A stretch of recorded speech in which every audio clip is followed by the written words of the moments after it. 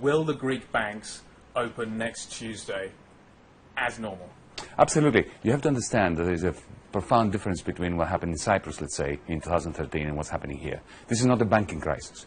It's not that the banks are the problem. According to the ECB and to the SSM, the banks were perfectly capitalized. There was no problem with them. What is happening is there is a political decision by the Eurogroup to shut the banks down as a way of effectively pushing us to accept a non-viable agreement at the political level. So this is a political crisis. It's got nothing to do with the banks. Once the political crisis is over, after the Greek people deliver their verdict, the banks will open. How will the banks open without a program? How will the ECB extend the ELA without a program? You won't necessarily be in a program on Tuesday morning. You're starting with a blank piece of paper. You have to understand that Europe, since the great financial collapse of 2008, has been making up rules as it's going along. The ESM, QE, everything, the Greek program, the EFSF, all these are last-minute arrangements by which to handle an inevitable crisis that nobody was expecting. And I can assure you that on Monday, if there's a political will, the ECB, on the back of some preliminary agreement by a teleconference of the Eurogroup, can easily increase ELA sufficiently in order to restart the banking system, and we could have an agreement within 24 hours. So the ECB will be making up the rules as it's going along. Is that what you're saying? Well, that's what it does. Okay. It's been doing this for 5 years. Okay. Think back Ireland, 2009. Think everything that has happened, and, you know, the whatever it takes speech. What was that? Was that in any rule book? And you think that the ELA will therefore be increased on Tuesday morning, regardless of the outcome? No, it won't be regardless of the outcome. It will depend on the outcome. That's why we do have a referendum, because it's a crucial contributor to coming to an agreement. The ECB has its rules. Yeah. Of course, it adapts them as it goes along, because it has to. Because nobody ever expected that the ECB would have to play this role since 2010. And what we politicians need to do is to enable Mario Draghi and his governing council to do the right thing by the Eurozone. So it's not regardless of the outcome. So, sorry, I'm confused. So which way, if it's a yes vote or a no vote, will it be okay for the ECB to be able to extend the ELA? Well, yes, but the actual outcome, what we do with this economy, and whether we carry on extending the crisis into the future, pretending that we solved it or not, will depend on the outcome. If there is a yes, we have committed to signing on the dotted line of the kind of agreement that was offered to us, in which case the ECB will be happy to open the banks. Right. So if there's a yes vote, you will sign the deal that's on offer? Well, we are unreconstructed Democrats, aren't we? Right. We said that we're going to take this to the Greek people, and if the Greek people say yes to this particular kind of proposal by the institutions, we would do whatever it takes in order to make sure that it's signed. If a no vote, as we are recommending to the Greek people, is delivered, then we will immediately start negotiations, and believe you me, there is going to be an agreement along lines that are different to that of the institutions. Let me just explore that for a moment. So what are the Greek people voting on? What is, because there are plenty of people out there that are saying at the moment that there is effectively no offer on the table, that we're starting with a blank piece of paper, you're out of the programme. So I'm curious to what you think the Greek people are voting on. That's a bit disingenuous, isn't it? On the 25th of June, in the Eurogroup, I was presented with a very comprehensive proposal by institutions. It was more or less on the take-it-or-leave-it basis.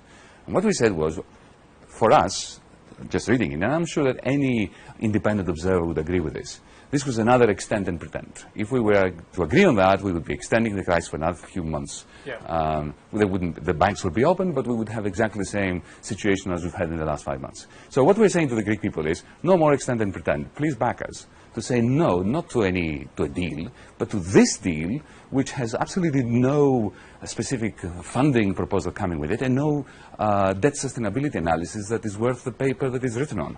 So this is what we're saying no to. This kind of mentality where, just sign up, take a small tranche of money just to tie you over for a few months, and then we come back to the same crisis, to the same crunch negotiation. Yeah. It's time to end this. So if there's a yes, what will you be signing? Just if you could be specific, what will you be prepared to sign come Tuesday morning if there is a yes vote Monday morning? Do you have any doubt that if there is a yes, the same proposal that was presented to me on the 25th of June will be back on the table? It certainly will be. It's what the institutions want. And that's what you'll sign up for?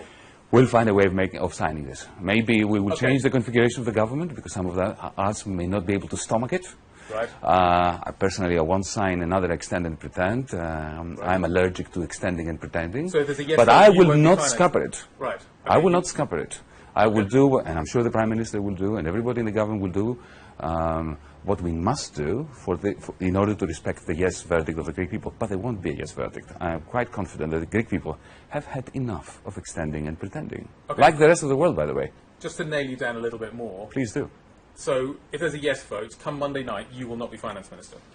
I will not. Right.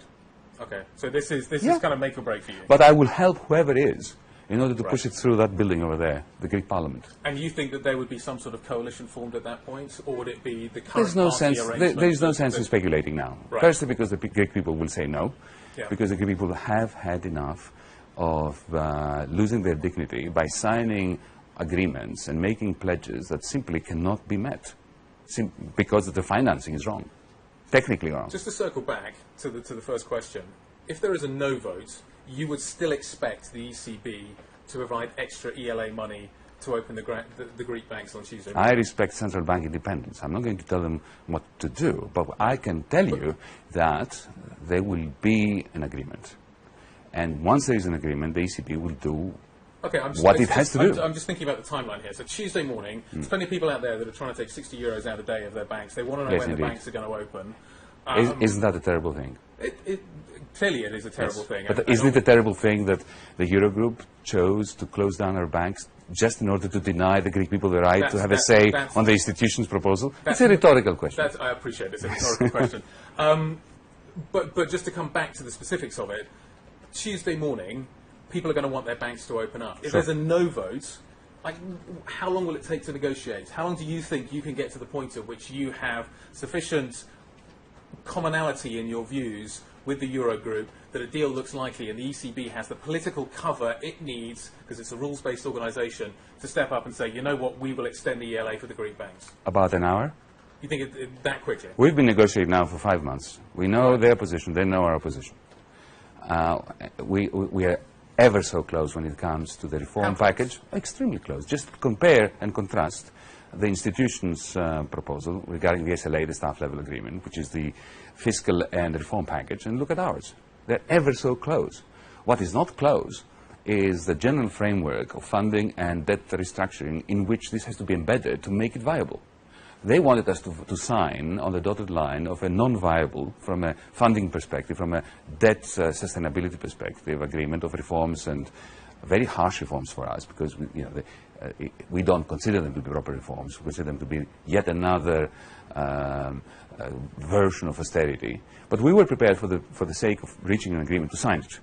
But it has to be made sustainable, because otherwise you would be back here. If we agreed to the proposal that was given to us on the 25th of June, you would be back here in October, November, talking about another crunch negotiation. This country has had enough of it. We wanted to have a difficult agreement, a difficult reform package, one that makes us cross many of our red lines as a political party. We were prepared to do this for the sake of Europe and Greece. But at least tell us, is this going to be the end of this negotiating under conditions of crisis? So the answer is no, because they have absolutely no credible funding and debt restructuring proposal to come along with it. So debt reconstruction is pivotal for you. It's a deal breaker. It still remains a deal breaker. I saw the 6 points you put out on your blog. 5 of them, it appeared to me, were about debt reconstruction. You still see this as being absolutely central, despite that not being the message you're getting from your colleagues at the Look, Euro. I'm the finance minister of the radical left party. Don't listen to me. Listen to the IMF. Ask them that question. They just came out with a report saying precisely that. Ask the US government.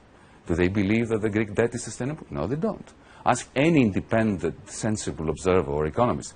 They will say the same thing. Isn't it time that after 5 years of pretending and extending, we stop this? And we have an agreement which is based on a debt sustainability analysis that people don't laugh at? Debt swaps, maturity extension, all of that stuff. Would that be enough? It's something a financial engineer can do in 10 minutes. It's very simple. We have a debt of 27 billion sitting in the books of the ECB, blocking QE. We have to remove that and put it into the ESM, making it long dated. No haircut whatsoever. You take the liability from one pocket of the Troika and you put it somewhere else. And you solve the funding problem for the next 2 years and you unleash QE for Greece. At the same time, we have a cliff, a fiscal cliff, a funding cliff in 2022. If you look at the projection of our debt repayments, we go from something like 10 billion to 30 billion in 22. No investor likes that.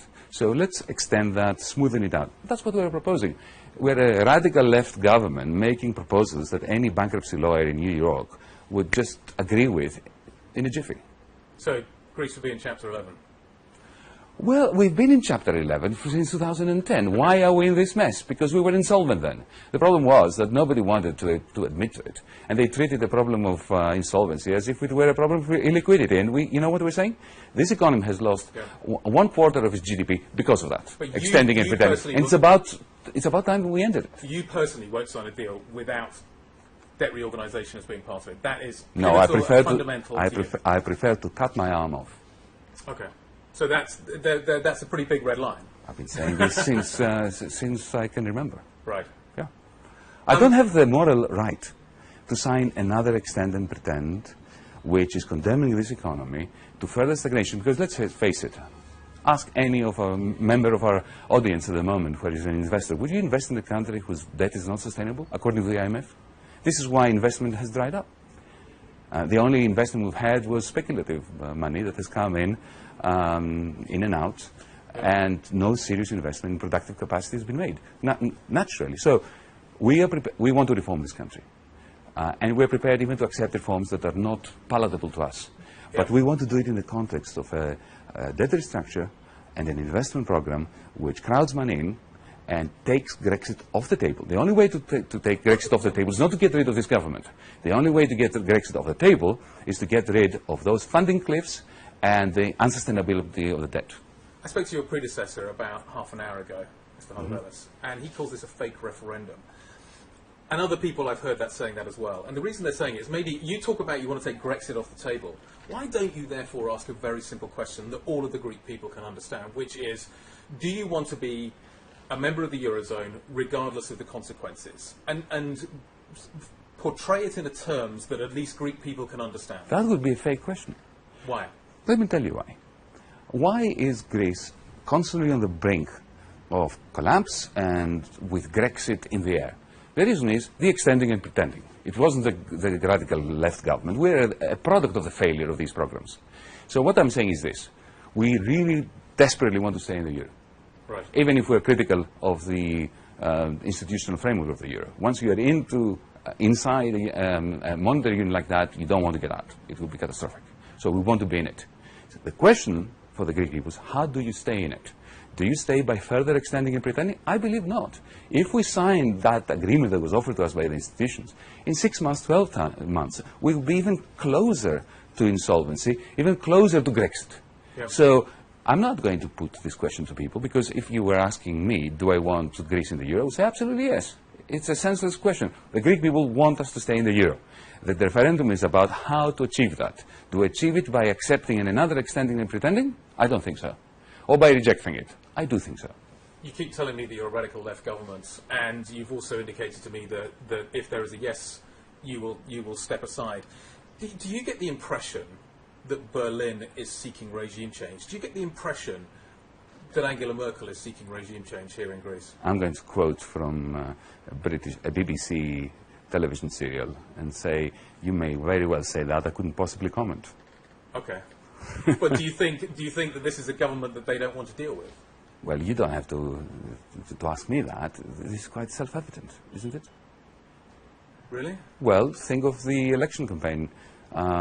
Think of all the conservative parties and centrist parties that campaigned against us from across Europe. Right. Mr. Rajoy, the Spanish Prime Minister, came here and campaigned in favor of the sitting government at the time. Look at what the German press, the French press was writing at the time.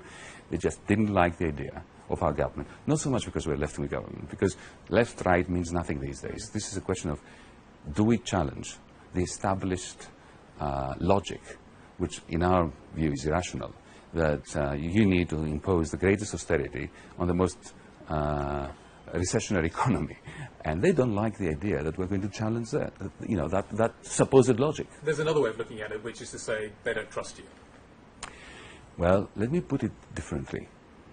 They trust us to say no to a logic which they understand is particularly fragile, but which they don't have the political means by which to reconsider themselves as they should. Okay, but do you think there's a... excuse me. They know that if we give our word on something, we'll keep it, unlike other governments. So the question of trust is actually lopsided. It's upside down. But the sense seems to be that they don't trust you, and that's But certainly that's been not the true. message. I dispute that. Okay. I think they trust us to do what we say we will do. And they can see that with a referendum. They don't like what we're doing, which is to challenge a logic that has failed. Look, nobody likes to be told they were wrong.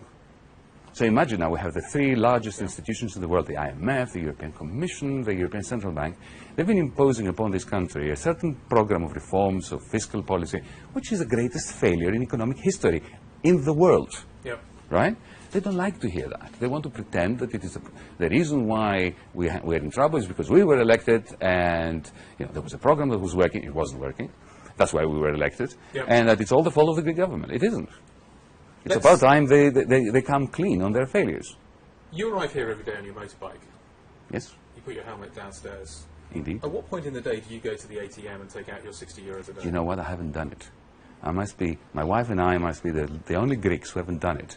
Well, first, I don't have much time. Secondly, I just feel that it would be inappropriate for me to be queuing up at the ATM.